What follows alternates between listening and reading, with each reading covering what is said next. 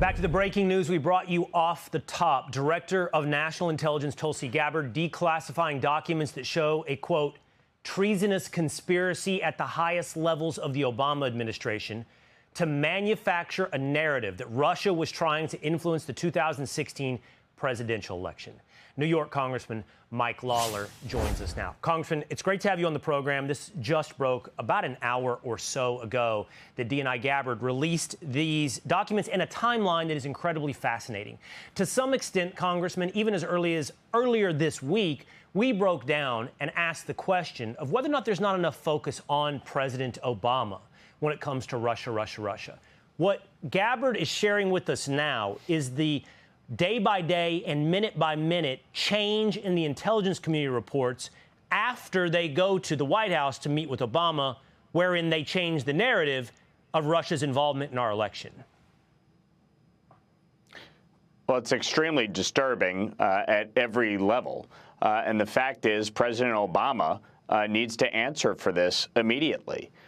There needs to be a very clear and unequivocal answer to how this happened and why exactly his administration, in concert with the intelligence community, was changing reports to make it appear as though that Russia interfered in our elections and to further this entire scam that has been perpetrated on the American people to undermine his successor, President Trump. It is just fundamentally wrong, and everything that the American people have seen over the last decade since Donald Trump came onto the national political scene, it has been one event after the next in which Democrats and the intelligence community and the Department of Justice, institutions that are supposed to uphold our democracy, have frankly sought to undermine it at every turn.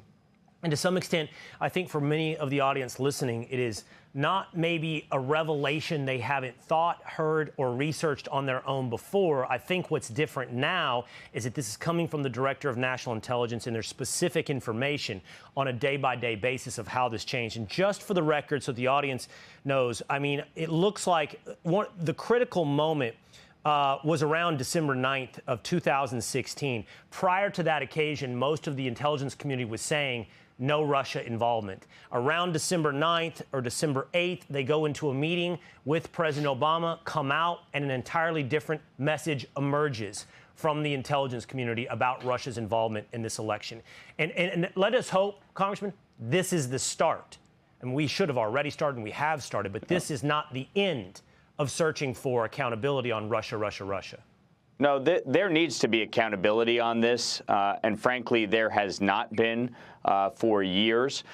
You obviously had a special counsel appointed after James Comey was fired as FBI director.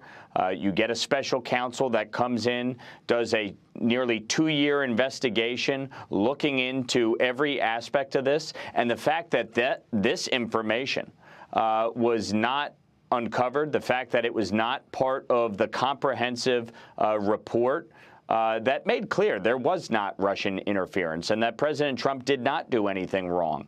And ultimately, those that were engaged in this, both in 2016 and again in 2020, when they tried to say that the Hunter Biden laptop was Russian disinformation, once again, they need to be held accountable. This is not how our elections should be decided. This is not how our government should be run.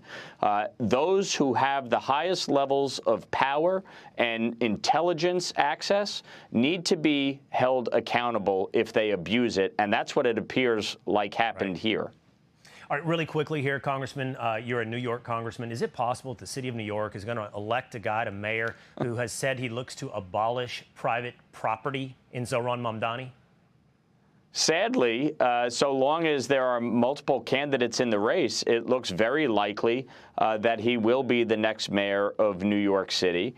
You need a one-on-one race. And the fact is, what he is talking about is Marxist. It is communist. He wants to seize property. He wants to seize the means of production. He wants to ban capitalism and billionaires. He wants to tax people based on their race.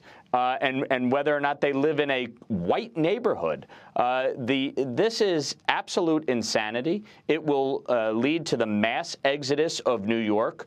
New York City is the financial capital of the world. It will not only be destructive to New York, it'll be destructive to America. He must be defeated at the ballot box in November. And that requires everybody putting their egos aside and recognizing whoever has the best pathway, everybody's got to get behind that person. All right, Congressman Lawler, thank you so much. Hey, it's Will Cain. Click here to subscribe to the Fox News channel on YouTube. It's the best way to get our latest interviews and highlights. And click to subscribe to the Will Cain podcast for full episodes right now.